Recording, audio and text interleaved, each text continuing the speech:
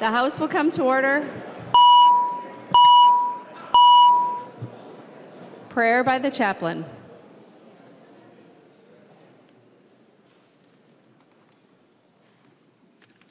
Shall we pray?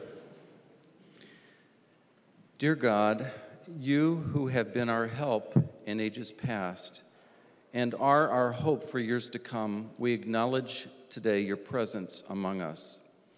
We know from your word that you have ordained government to both lead and serve the people. And then you have called on us, the people, to pray for them that they may lead and serve us wisely.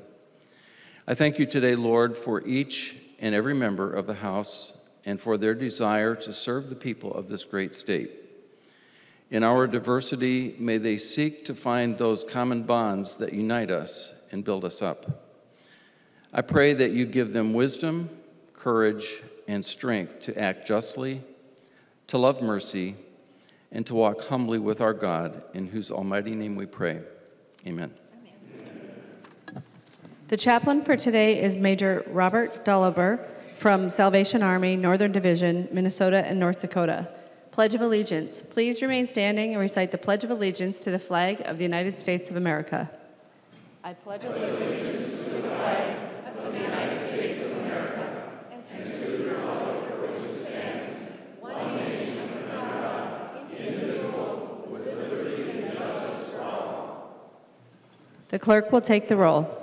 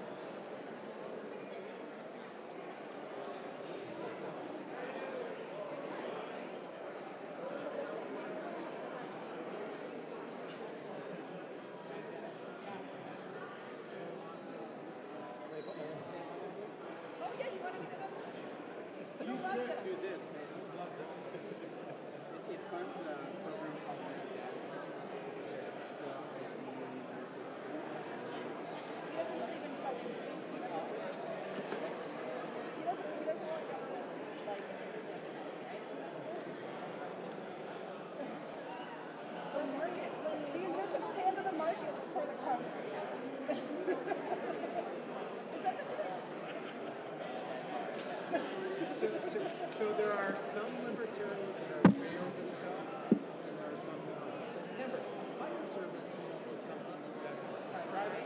Yeah. So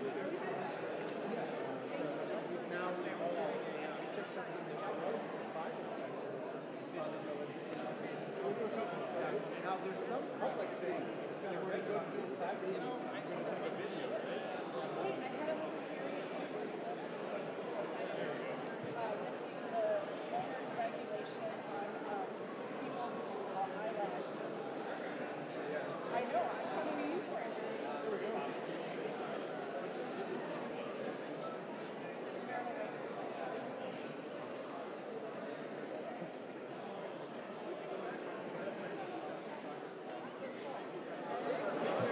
The clerk will close the roll.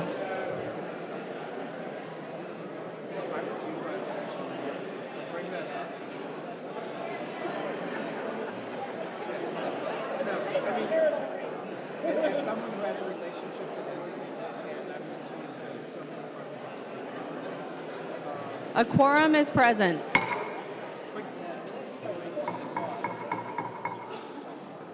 The clerk will read the journal of the preceding day. Journal of the House, 91st Session, 2019, 13th day, St. Paul, Minnesota, Monday, February 18th, 2019.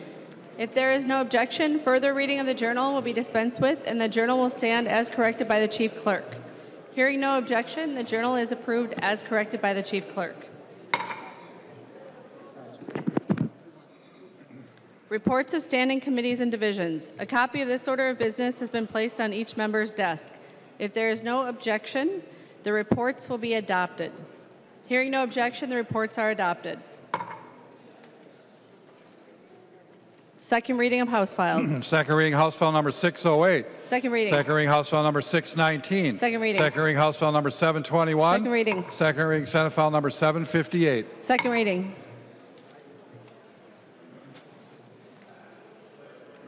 Introduction of bills. The following House Files have been offered for introduction today. The Chief Clerk will report the House Files and give them their first reading. Introduction and first reading of House Files 1410 through 1595. First reading, House Files 1410 through 1595. Messages from the Senate. Message from the Senate. Madam Speaker, I hereby announce the passage by the Senate of the following Senate files herewith transmitted. Senate File number 100, Senate File number 112, Senate File number 131, and Senate File number 584, and Senate File number 611. The message is signed Cal R. Ludeman, Secretary of the Senate. First reading of Senate files. First reading Senate File number 100, an act relating to energy. The bill is being referred to the Committee on Ways and Means. First reading Senate File number 112, an act relating to corrections. The bill is being referred to the Public Safety and Criminal Justice Reform Finance and Policy Division. First reading Senate File number 131, an act relating to health care. The bill is being referred to the Committee on Commerce. First reading Senate File number 584, an act relating to health licensing. The bill is being referred to the Committee on Health and Human Services Policy. First reading Senate File number 611, an act relating to the environment. The bill is being referred to the Committee on Ways and Means. Report from the Committee on Rules and Legislative Administration.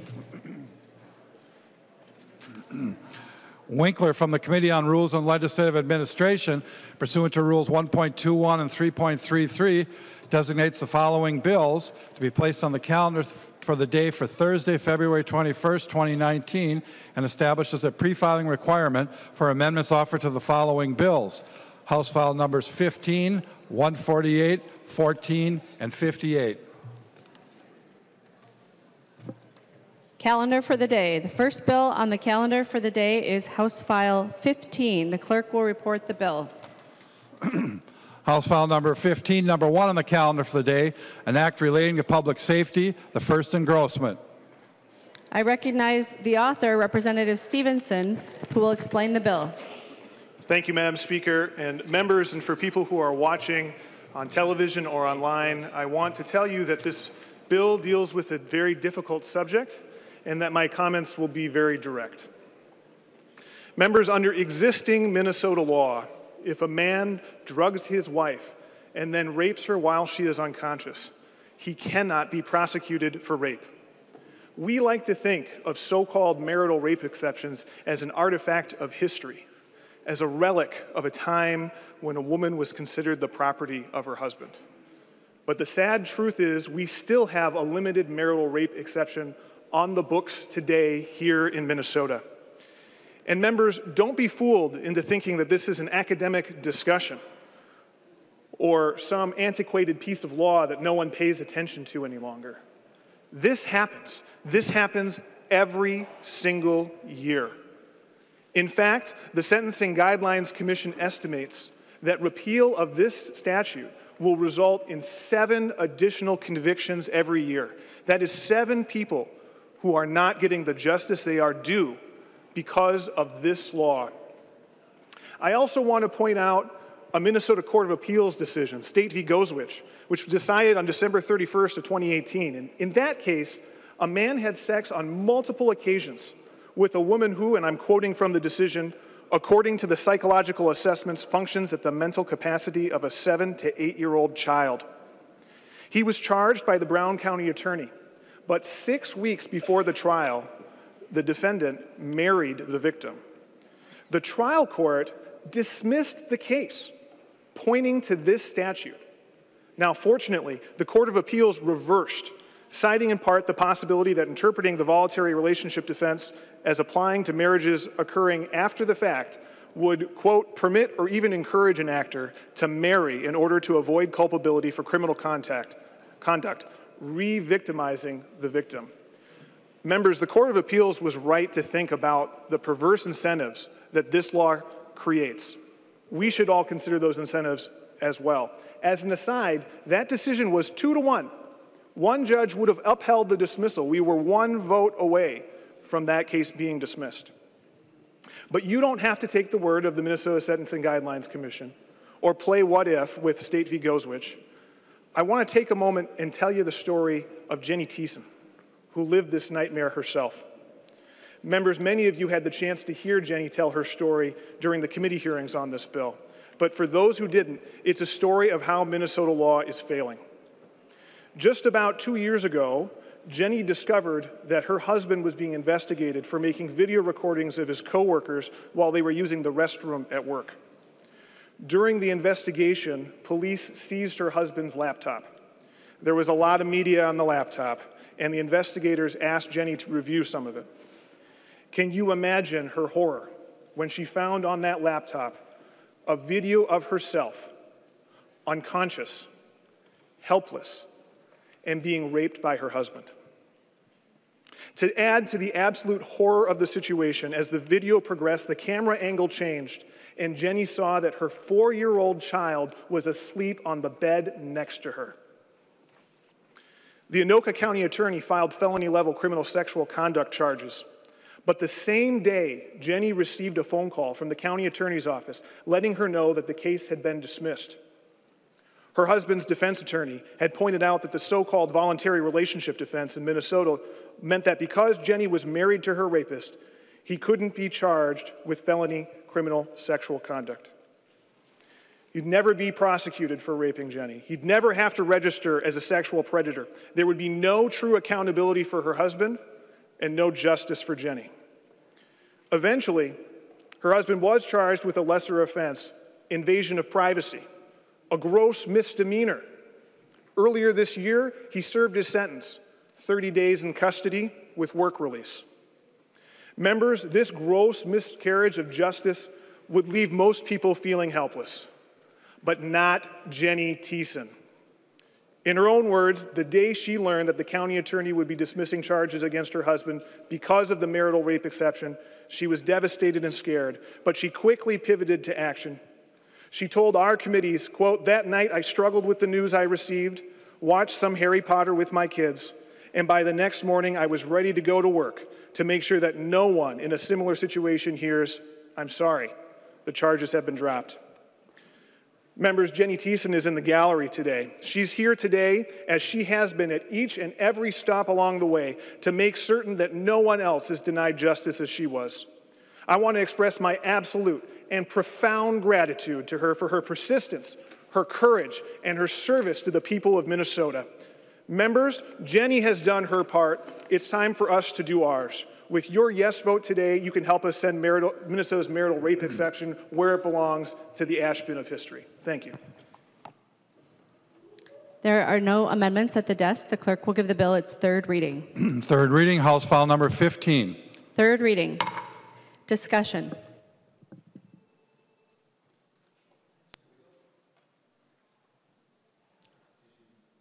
Representative Johnson.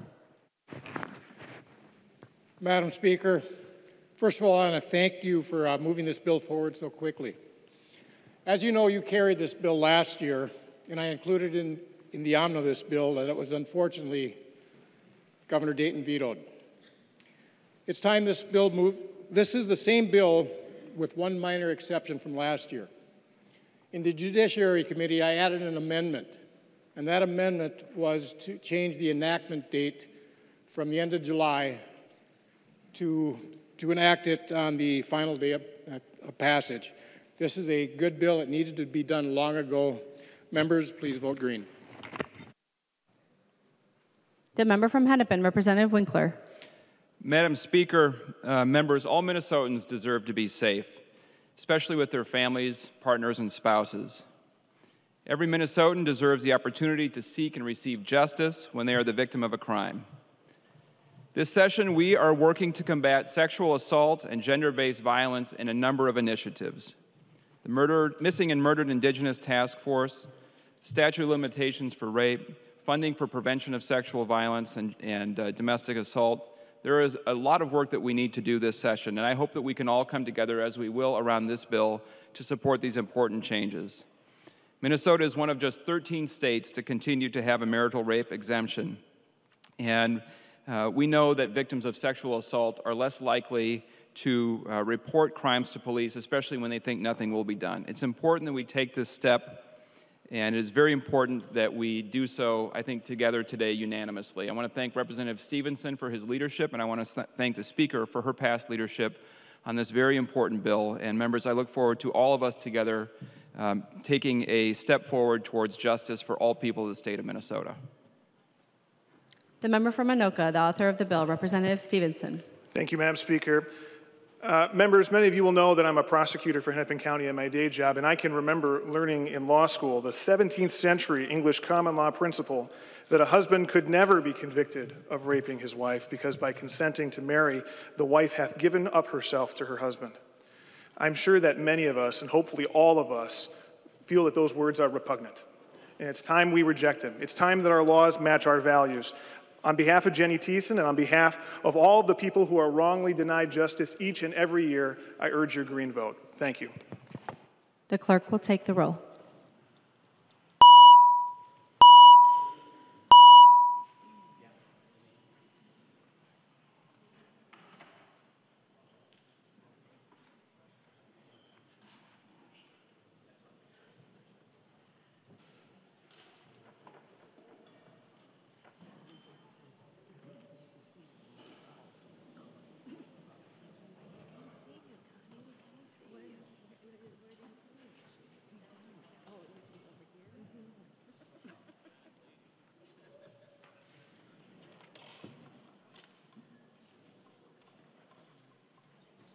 The clerk will close the roll.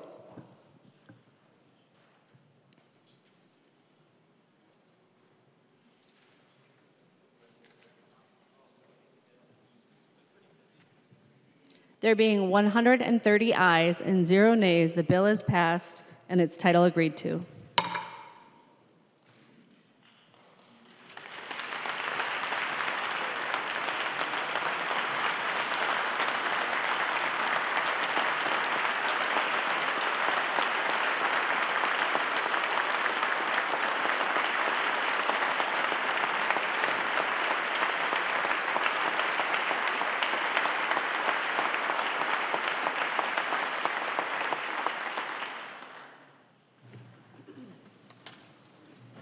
The next bill on the calendar for the day is House File 58. The clerk will report the bill.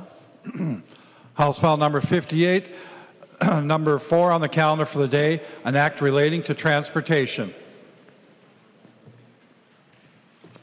The member from Washington, Representative Dettmer. Thank you, Madam Speaker. And members, this is the kind of bill that we wish we would not have to bring forward on the House floor. But House File 58 is a bill that memorializes Joseph Gomm, a corrections officer who was killed on the line of duty in an attack at the Minnesota Corrections Facility in Stillwater on June 28, 2018. This bill was brought to me by Representative Kathy Lohmer, who's no longer with us, that represented that area. This bill would officially name a portion of State Highway 95 running from Interstate 94 in Lakeland to Highway 36 in Oak Park Heights, and as the Corrections Officer Joseph Gomm Memorial Highway. It authorizes memorial signs using funds that must come from non-state sources. This legislation has done similar bills in memory of those men and women who have served in our military, police, and our firefighters in the past. New signage would be erected along a route which stretches through the West Lakeland Township, Bayport, Oak Park Heights, and is a route that many of our Stillwater Corrections officers follow every day as they go to and from work. A friend and co-worker of Correction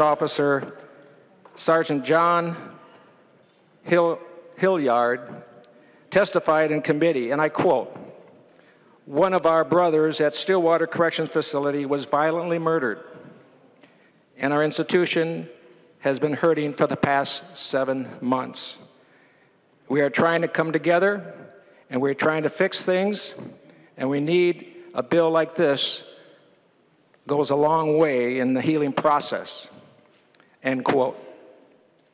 Madam Speaker and members, please join me in recognizing several of our correction officers who are joined us today, located behind me up in the chamber gallery.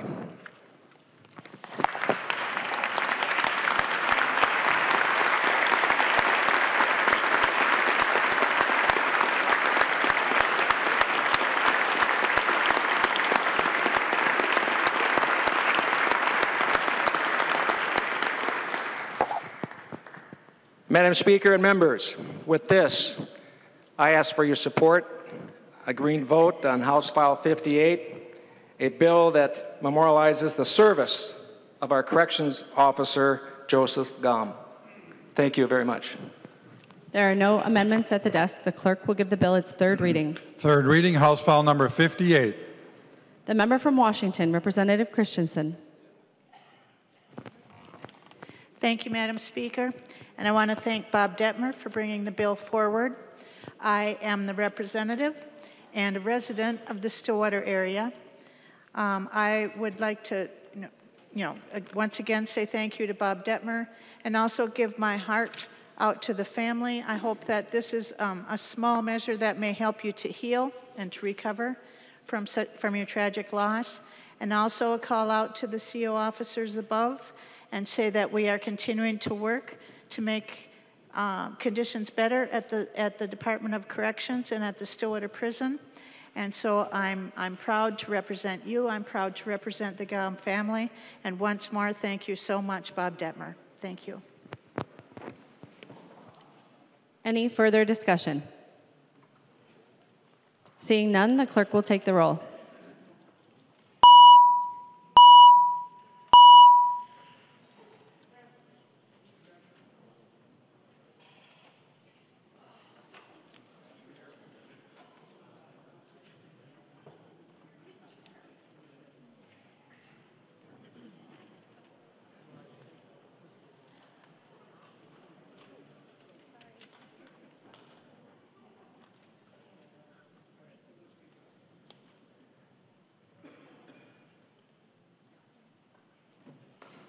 The clerk will close the roll.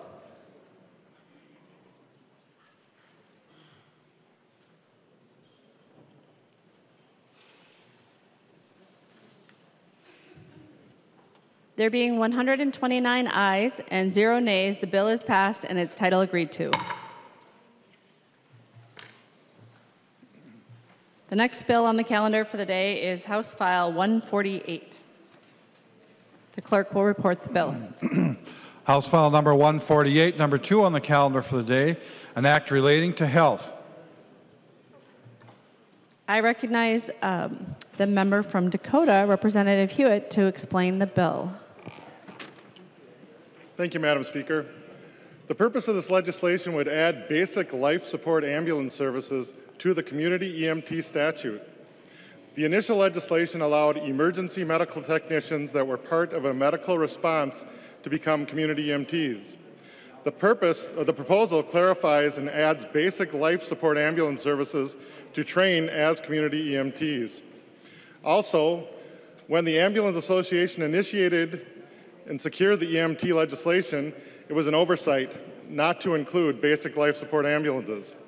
Most of our ambulance services in the state of Minnesota are basic life, over 80%, and serve our rural areas. So now they could take advantage of the community EMT. Members, I encourage a green vote on this.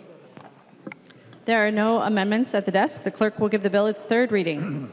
Third reading, House File number 148. Third reading. Discussion.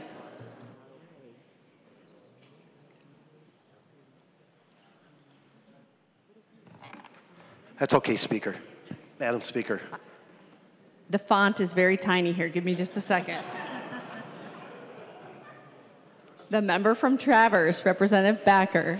Thank you, Madam Speaker. I do support this bill because a lot of times in greater Minnesota, EMTs are the ones that really know the health care of the people we provide service for. For some of you members who don't know, I have been a volunteer EMT for 24 years, served 3 counties, 2 states, and we do get to know the people. I've been on several runs that I've been on at home 3-4 times, so this makes sense, and I would ask for your green vote, members. Thank you. Any further discussion? Seeing no further discussion, the clerk will take the roll on the bill.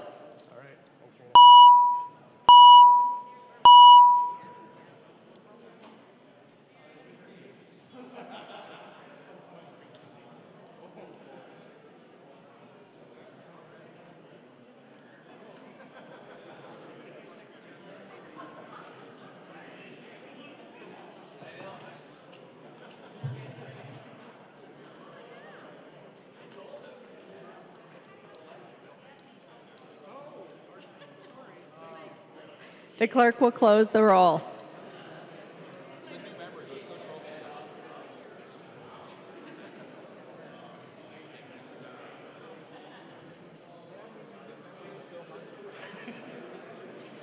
There being 129 ayes and 0 nays, the bill is passed and its title agreed to.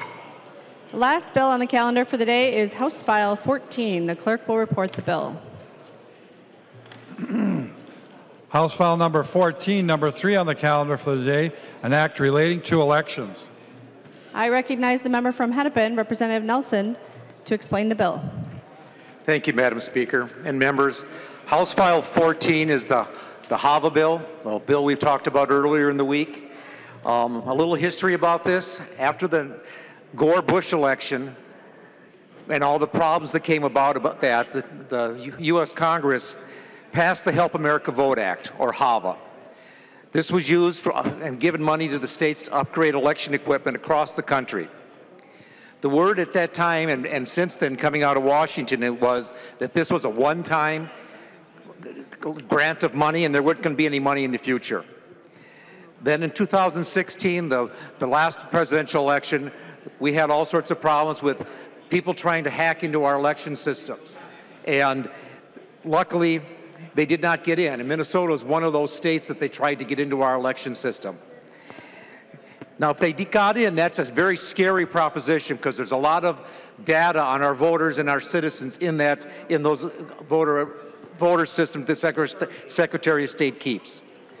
Because of this, last session, beginning of the session, Secretary Simon was talking about funding for cybersecurity and was going to have it as part of his bill coming forward for supplemental funding. But luckily, the federal government, again, last March 23rd, passed and President Trump signed into law a new HAVA bill, giving money to all the states for cybersecurity. So because of that, Secretary of State didn't include it in his budget. Now, so going forward last year, this was in the omnibus bill, Senate File 3656, that was vetoed by the governor. Now, 44 states in this country when they get federal grants like this, don't require their legislatures to approve spending this money. Minnesota is one of 6 states that does. And currently, we are the only state that hasn't approved that. So that means 49 states out there are already working on upgrading their systems to increase the security on their election systems. We're the last, and I don't like being the last in anything, especially for the state of Minnesota. Now, one of the requirements of this HAVA dollars, and there's been a lot of talk about this in the committee hearings, was that they required a match, 3%, or excuse me, a 5% match, which is about $330,000. And again, this is $6.6 million approximately that we're going to get. Now, you may ask why we didn't include this in the bill. Well, there's a couple reasons. One is, unlike the last time they did this, the federal government didn't require us to have the match up front. We have till next year to come up with that matching dollars. Also, Before the legislative session, the federal government had already authorized, or had said, $110,000 of the spending that the Secretary of State office already does through their normal process of doing their job would count towards that match. And then after the session started, they came up with another $57,000, so a total of $167,000 of the $330 that is going to be counted for that match. So we got less than half of the money that we have to come up with. Now, between now and the end of session, when we pass our budget bills, hopefully we'll find more money that the federal government will count for that match, so it'll be a lot smaller dollar figure. But either way, we're going to include this, and it's in the Secretary of State's funding request for the next 2 years' budget. So it's going to get taken care of. So that's why it's not in the bill. Now, also in committee, there was some questions about oversight of this money and how the money was spent. And Secretary Simon talked about that. They have strict requirements from the federal government on this money, how it can be spent and where it can be spent, and they have to account for that in 15-minute increments. In fact, he pointed out that they're still having to send in reports on 2003 money from the 2003 bill, HAVA bill, for some of the counties that haven't spent their money yet. He's still having to send reports in on that. So there's a lot of oversight from the Secretary of State and from the federal government. Now, why the rush on this bill? Like I said earlier, we're the last state to do this. We're already a year behind. This bill was passed and the money was sent to us March 23rd of last year. So we're already a year behind in getting started on this. And our next election is less than a year away. You know, we think about it, the 2020 election, the presidential election, but that starts in March when we have our presidential primary. So we're getting close to that, and he needs to get on this and start getting the work done. Now, before I go any further, I want to make a shout out, and it hurts my heart to do this, to have to do a shout out to the Senate, but Senator Kiffmeyer, when she was the Secretary of State, under her office, they did the current statewide voter registration system. And they did a good job of doing it, which is why they didn't get into the system. But that's 20 years ago. And in 20 years, a lot of things have changed. We need to upgrade our system so that next time we had actors, foreign actors, bad actors try to get into our system, it does not happen. And that's what the Secretary of State needs. He needs this money. He needs the whole $6.6 million. I also want to thank Representative O'Driscoll. He had a bill similar to this, but both of us had the same thought over the summer that we needed to get a bill in right away to get this done. The difference between his bill and this bill is his bill took the money from last year, the $1.5 million that was in last year's bill, and that wasn't the full amount of what we were granted for money. My bill, because over the summer the Secretary of State has come up with a plan on how to spend the money, he now qualifies to be able to use the whole $6.6 million. So in closing, I want to thank you for a green vote, because this bill authorizes the Secretary of State to spend this money and get started on upgrading our systems. In effect, it's a permission slip to spend this money. And we should be doing this to protect our citizens of our state and the rights of our citizens to have safe, clean elections. I ask for your green vote. There are no amendments at the desk. The clerk will give the bill its third reading. Third reading, House File Number 14. Third reading. Representative Quam. For most said, Madam Speaker. Members, one of the things looking at this that first came to mind, it's a software project, and we haven't had the great successes what we normally would expect in related projects doing with software. So in the committee hearing, or one of the committee hearings, I had an amendment that would delete out language that would expand it past what's listed in lines 111 through 116. Because my feeling is, instead of allowing other activities, we should show that there's a focus on actually getting this software done and working and functional in time, and that money should not be spent outside of that imperative, that we need to focus on that. And I don't see a guarantee that in parallel, and then all of a sudden it's overdue, not functional, but we've spent all the money.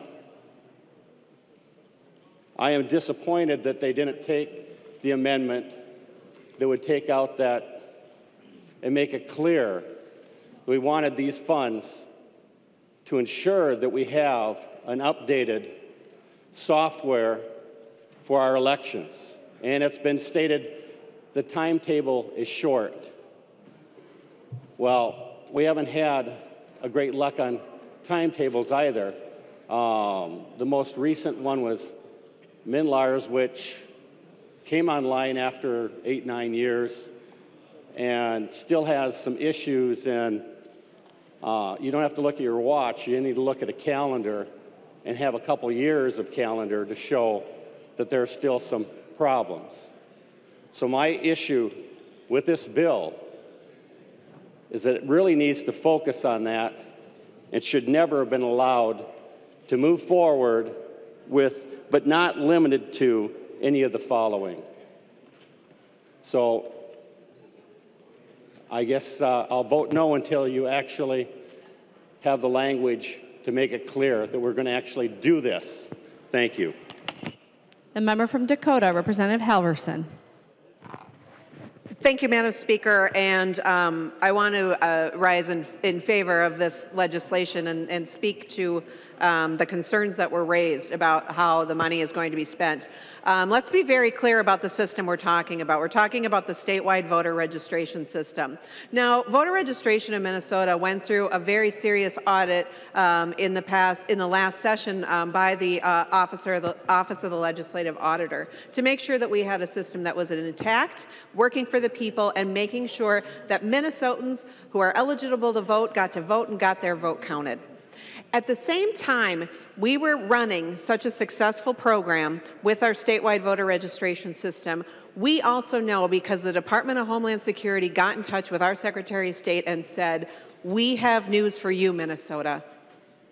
Bad actors did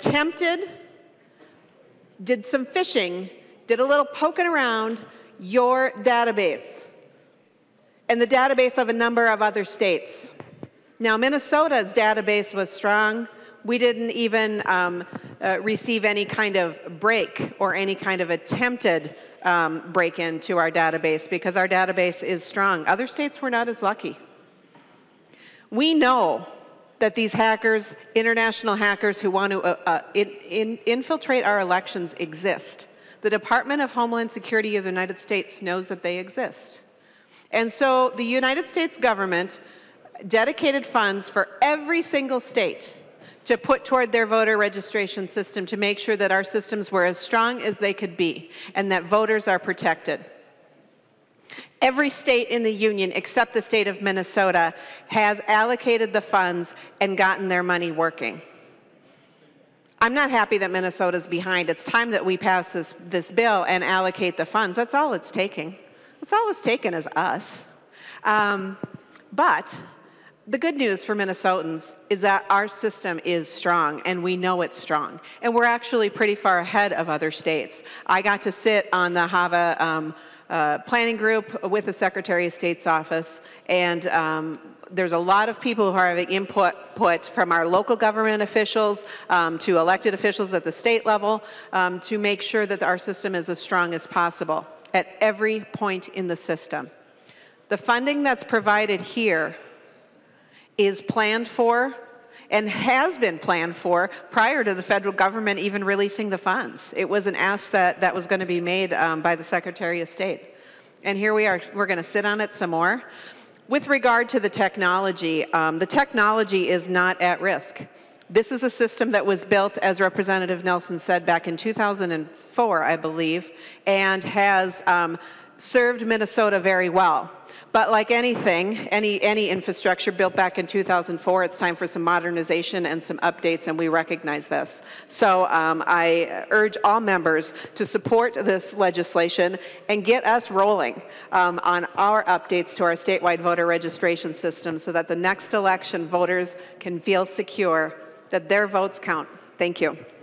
The member from Wabasha, Representative Drazkowski. Thank you, Madam Speaker. Would the author yield? He will yield. Representative Drazkowski. Thank you, Madam Speaker. Representative Nelson, the bill says on lines 1.9 and 1.10, this money can be spent essentially in, quote, including but not limited to any of the following activities.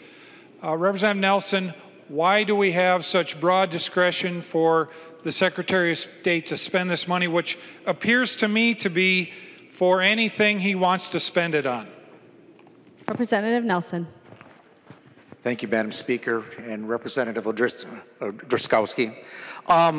This language mirrors the language when this bill was passed back in 2004, allowing at that time, Secretary Kiffmeyer to do it, and it also mirrors the languages in the federal government. These are the things that they said the money should be spent on.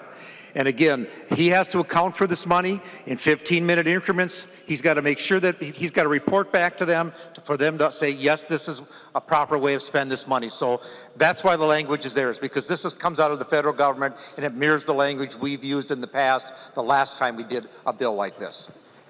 Representative Drazkowski. Thank you, Madam Speaker. Thank you, Representative Nelson. Well, Representative Nelson, I understand there was an effort in committee somewhere along the way to bring some clarity and tighten down the requirements for spending in the bill. And the idea that we're just going to mirror the language from the past bill, mirror the language from the past, is a weak, empty, and failed reason for this.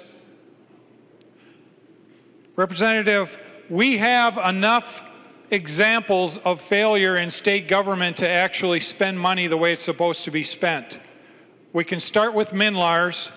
We can start with MNsure. We can start with the $100 million of CCAP money that may be going to other countries to fund people who want to kill us. We may look at the Medicaid money and the hundreds and hundreds of millions of dollars that are going to people who do not qualify for the goodness that the people of Minnesota are granting. Some of it going to dead people. And members, this discussion goes beyond this bill. This goes beyond our fiduciary responsibility as a legislature to the people of the state of Minnesota to be responsible for the money that they send here to fund the things that they authorize through us. And members, if we are aware of these problems and we fail to act on them while we're aware of it, we are collectively guilty of institutional corruption.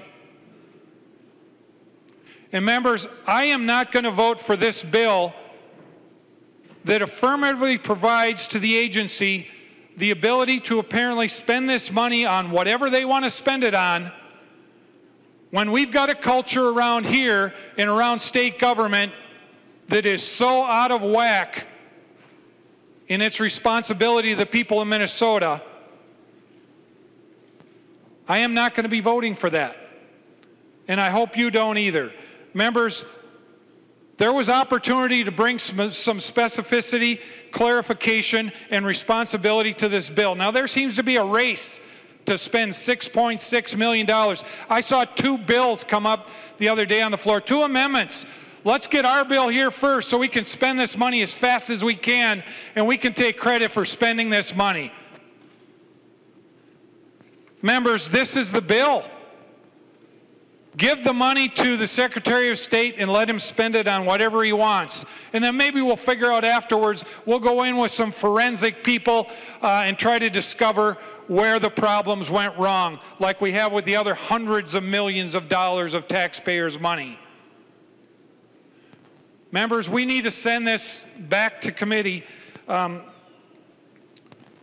so that it gets corrected. Madam Speaker, I would move to send, to refer House File 14 back to the, help me out with the committee, the Government Elections Committee or something like that, Madam Speaker. I think, Representative Drazkowski, you have to decide what committee you want to send it to for your motion.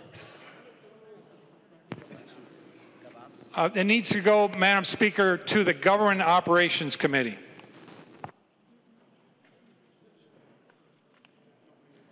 Representative Drzkowski moves that House File 14 be sent to the Government Operations Committee. All those in favor, please say aye. Aye. Those opposed, please say no. No. The noes have it. The motion does not prevail. Debate on House File 14. The member from Wright, Representative Lucero. Thank you, Madam Speaker. I'm wondering if the bill author would yield for a few questions. He will yield. Representative Lucero. Thank you, Madam Speaker. And to the bill author, as I'm looking at the bill here, I see on line 1.13, improving accessibility. Could you help just explain exactly what's going to happen with the dollars intended for cybersecurity to improve accessibility? Representative Nelson. Well, thank you, Madam Chair and Representative. Accessibility, improving accessibility is something that the Secretary of State has been working on. It is something we've been working on across the country.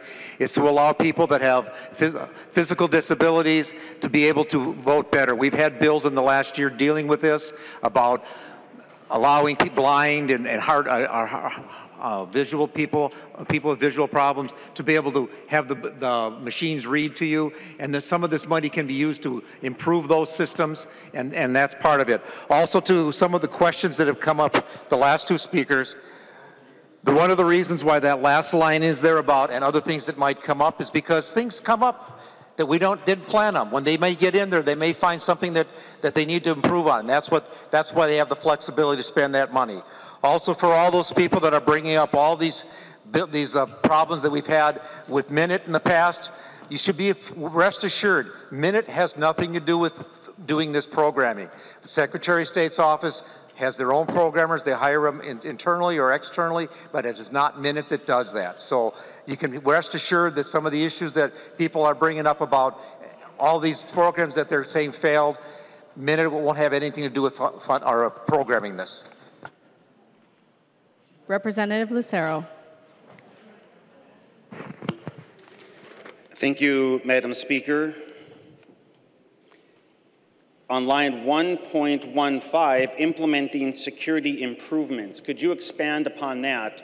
In the field of cybersecurity, it can mean a lot of different things. It's a very subjective term. There are many different improvements that can be made to an IT infrastructure, and not just to the infrastructure, to the entire process of information security that go well beyond any IT infrastructure. And so I need help understanding here what the bill author means with specifics to security improvements. Representative Nelson will yield. Representative Nelson. Thank you, Madam Speaker. And Representative Lucero.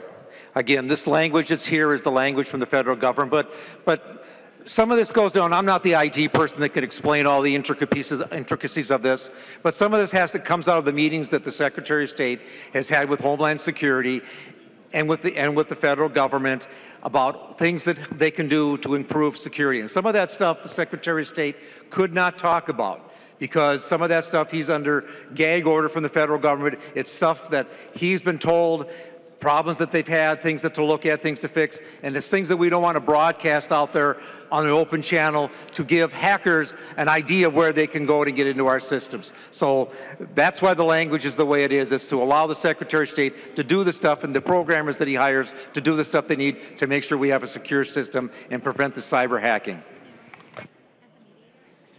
Representative Lucero.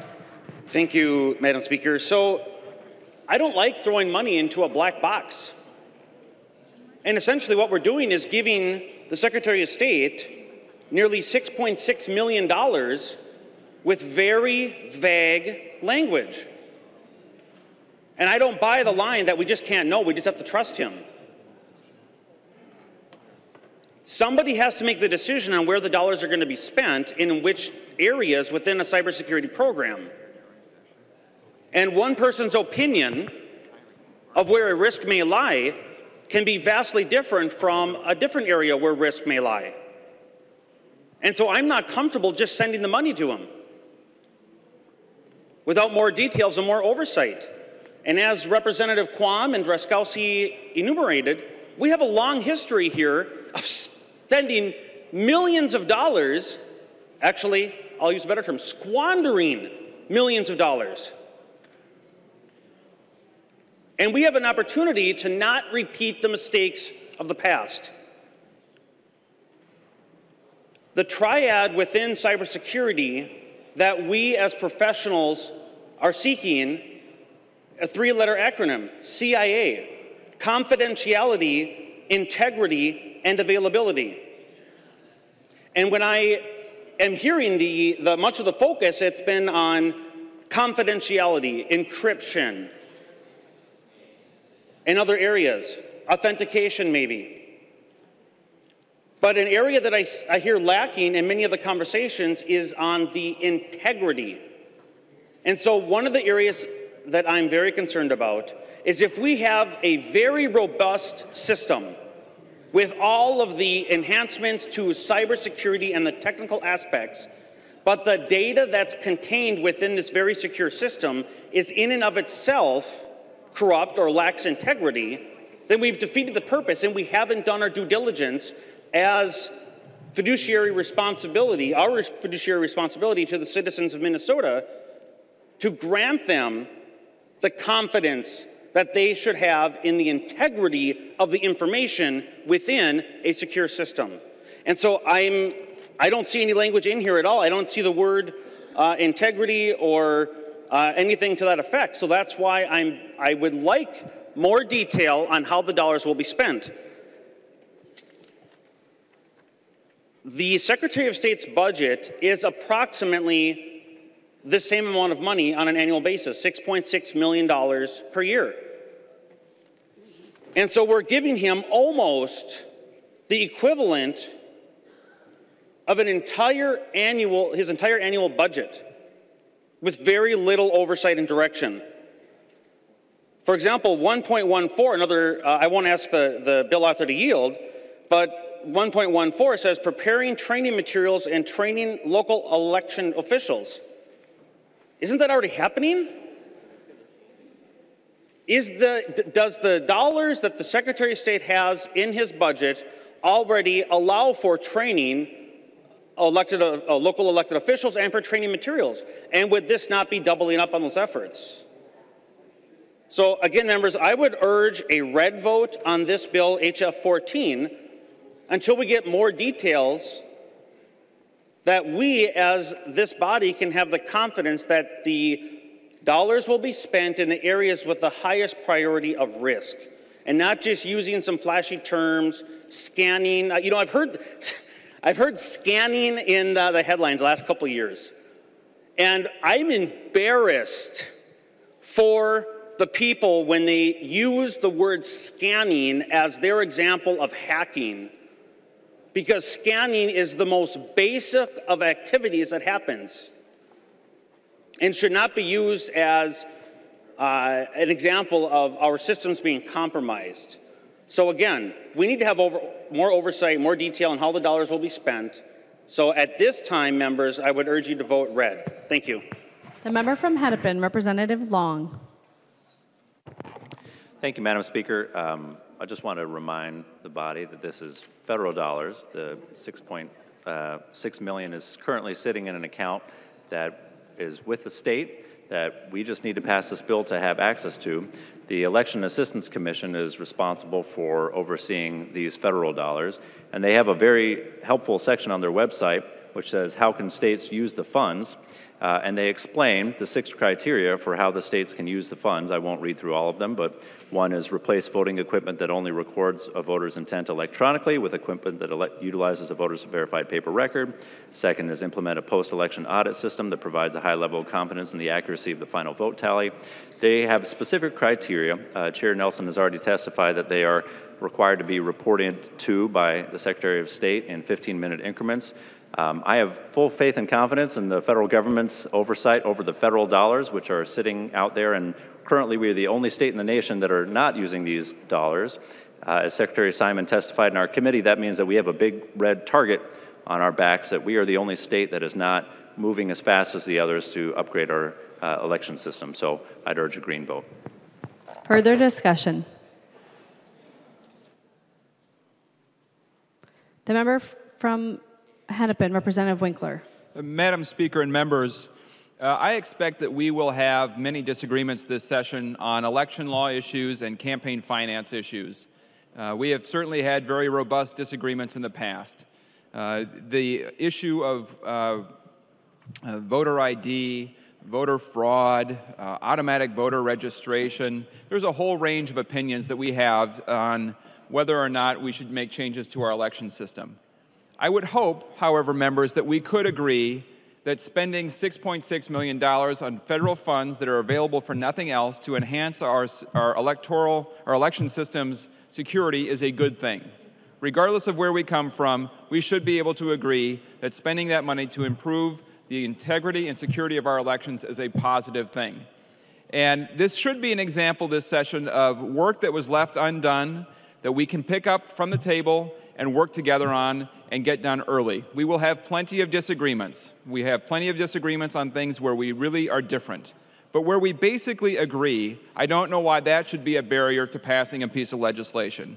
This bill should be able to move through the Senate, it should be signed into law, and the Secretary of State should be able to go to work to improve the security and integrity of our election system. Representative Drazkowski, I think you know Secretary of State Simon. I certainly do. I've served with him a long time as a member of this body. I think that that office has a strong history of doing the right thing for elections in Minnesota when it's regardless of party, and certainly Secretary Simon should have the utmost respect from all of us in this room. So members, I think there should be zero reason why we could not pass this bill today with a very strong bipartisan vote, get the money to the Secretary of State, protect our election system, because the clock is ticking, and the longer that we delay, the more difficult this becomes. Members, I would urge a green vote, and let's get this job done and go on to fight about other things later on. The clerk will take the roll.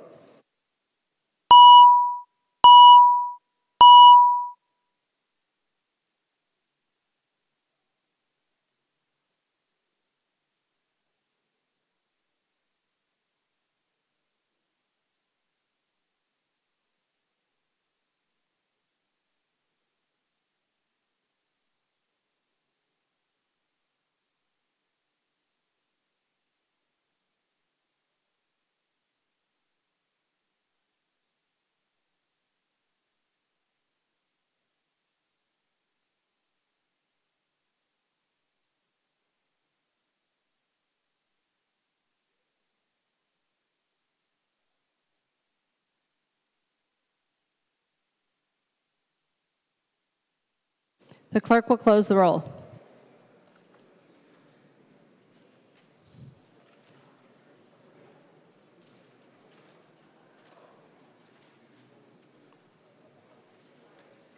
There being 105 ayes and 23 nays, the bill is passed and its title agreed to.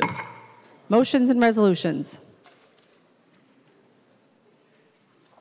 There are copies of the non-controversial motions at the House desk and online. If there is no objection, we will take action on these motions first.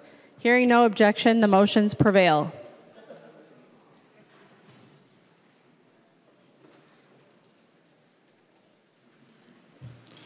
Pinto moves that House File Number 1230 be recalled from the Committee on Education Policy and be re-referred to the Early Childhood Finance and Policy Division. The member from Ramsey, Representative Pinto.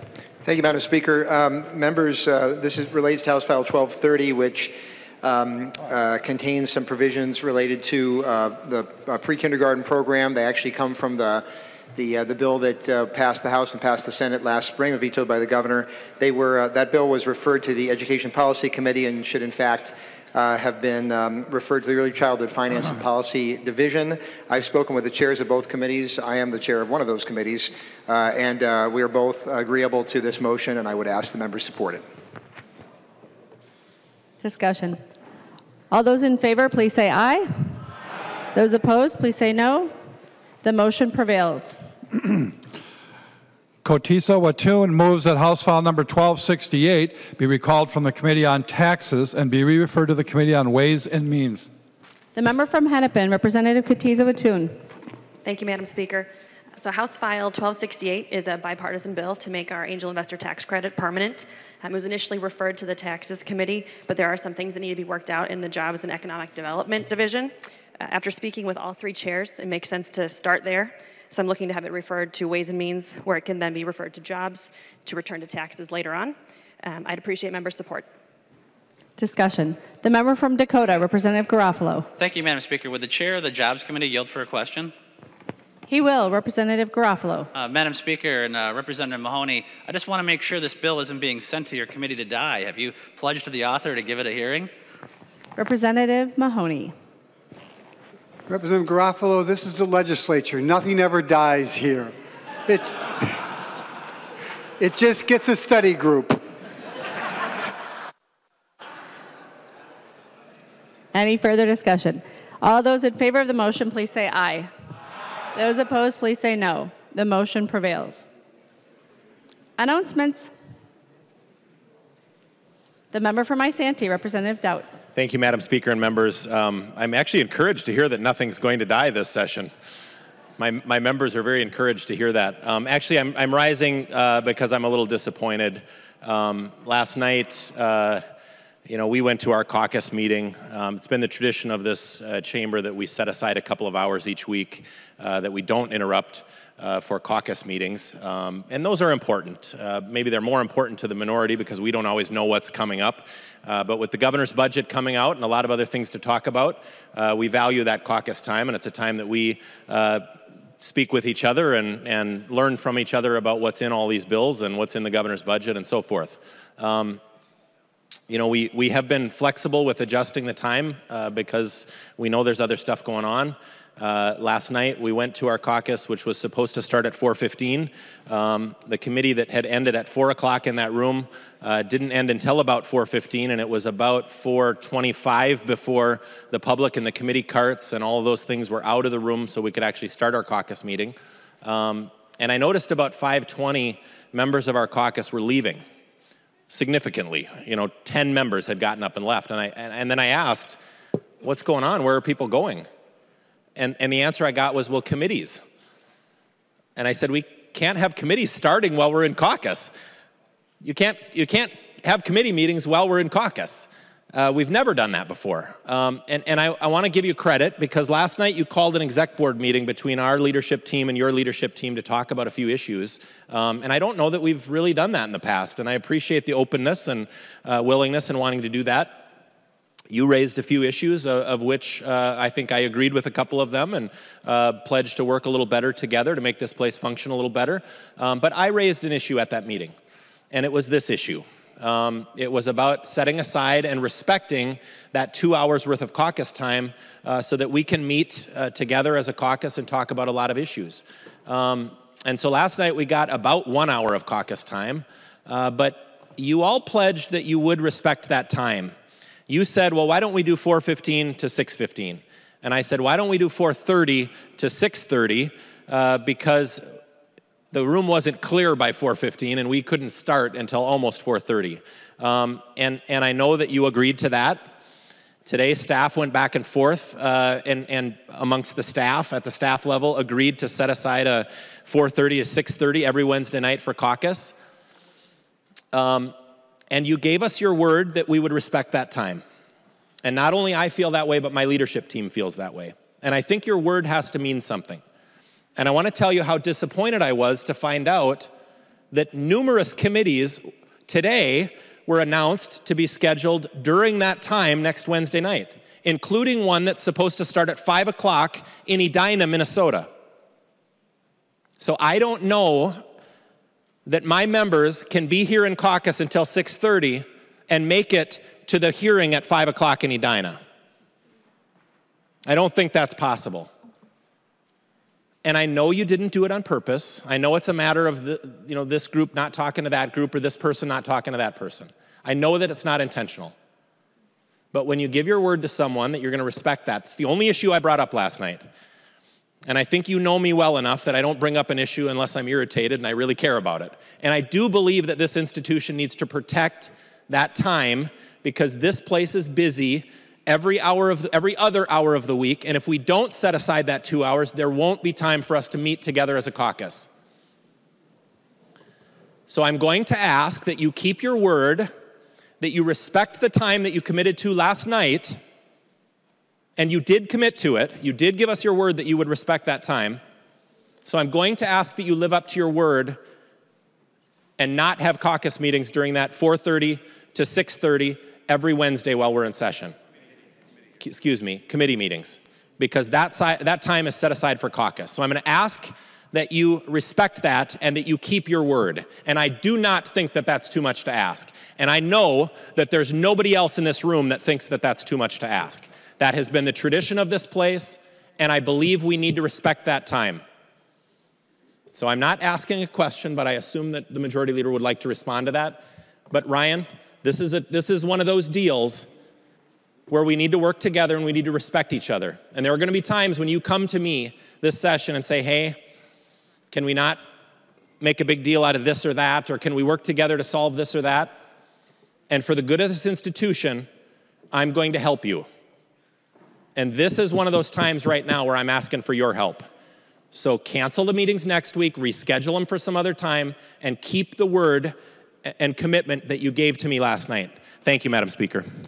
Representative Doubt, the member from Hennepin works, Representative Winkler works, and Majority Leader works. Ryan doesn't work on the House floor. The member from Hennepin, Representative Winkler. Madam Speaker, I actually do work on the House floor, despite what the other members of our caucus might think. And Representative Doubt, I take your point seriously, but I am initially struck with surprise that members are clamoring for a 2-hour caucus. If that persists and you want 3 hours, we can arrange for that too. But in my experience, 2 hours is a long time. We did say last night that 4:30 to 6:30 would be set aside. In that room, we were not aware or did not recall that there was a previously scheduled committee hearing for 5 p.m. next Wednesday. And so we are not in a position at this time to commit that that will be changed or canceled. However, the other committees that you raised that were scheduled for that time slot will be pushed back, and we will live up to that obligation that we made to you. And of course, I think you understand, and members all understand, that different times in session require a little bit different level of urgency. So there may be times when we'll ask you to cut your caucus short if possible so that we can get more work done. But we will certainly move those other committees that still can be moved. But the one that was previously scheduled for 5 p.m. next Wednesday will not be able at this time to be rescheduled. We may change that, but at this time we can't commit to it. Representative Doubt. Thank you, Madam Speaker, and thank you, Majority Leader. You gave us your word. And yes, you have asked in the past, and yes, we have allowed some lenience on that caucus time. But I brought this issue as the only issue to that meeting last night to respect this time. It literally wasn't 12 hours, and I start getting emails in my inbox about meetings that are being scheduled during that time. So I'm sure that you can imagine how I feel that this was the only issue that I brought to you when you brought 3 or 4 to me last night. And today, you gave me your word last night, and today you're going back on your word, and you're allowing meetings to happen that were scheduled after you gave me your word last night. We were notified today, not yesterday. These meetings were scheduled after you gave me your word, and you're already saying we're not going to respect that time. And what it means might not seem like a big deal to anybody, but what it means if we have to caucus an important issue during that 2-hour period, and I don't know how many members I've got, half a dozen, 6 or 8 members on the Public Safety Committee, have to leave this campus, drive to Edina for a meeting that starts at 5 o'clock. And now I'm caucusing with, 40 members instead of 50 members. And that's a problem. So you need to figure out how to solve this before next week, but I'm asking you to keep your word and to not schedule committee times during that time next week. And apparently I'm past notes that this meeting room was scheduled a lot before today. We weren't notified until today. But I don't know if this school in Edina was scheduled weeks ago, but the reality is you gave me your word last night, and then you notified us today that you weren't keeping your word. I think we can do better. I'm not saying it was intentional. I'm certain it wasn't. But you are the leaders of your caucus, And when you give the leaders of the other caucus your word, you should stand up to that, because this is an easy one. 3 or 4 months from now, when we get to the hard ones, you are going to need to trust each other. Trust me, I know, I've been there. And it goes both ways. There's going to be times where you come to us and you need our help with something. And if we can't trust each other, we're going to have problems. So this is an easy one to fix. You gave us your word last night. You weren't going to schedule meetings from 4:30 to 6:30 on Wednesdays. I expect you to live up to that. It's not a big deal. This can be rescheduled. It can be moved. It can start at 6:30 right here on this campus instead of being in Edina. Not a big deal, but let's show each other we respect each other, and let's live up to the word that we give each other. Announcements. Representative Winkler. Madam Speaker, I move that when the House adjourns today, it adjourns until 3:30 p.m. Monday, February 25th, 2019. Representative Winkler moves that when the House adjourns today, it adjourn until 3:30 p.m. Monday, February 25th, 2019. All those in favor, please say aye. Aye. Those opposed, please say no. The motion prevails. Representative Winkler. Madam Speaker, I move that the House do now adjourn. Representative Winkler moves that the House do now adjourn. All those in favor, please say aye. Aye. Those opposed, please say no.